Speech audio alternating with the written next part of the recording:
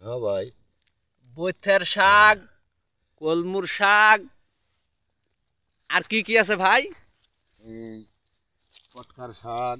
পটকা, হ্যাঁ, তারপর শানছি। শানচি। জি, এলে কি করবেন?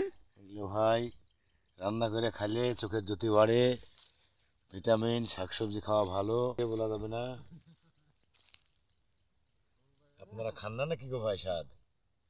আমরা ভাই শাক চোখে দেখতে পাই না। চোখে দেখতে পাবেন না যে।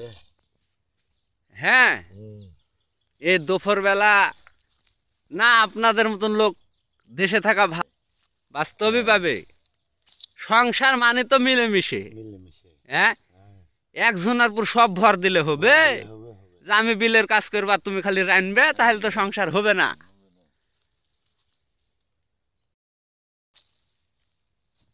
এই যে কুচাতে শাক রেখেছে আমার বড় ভাই, কত সুন্দর শাক।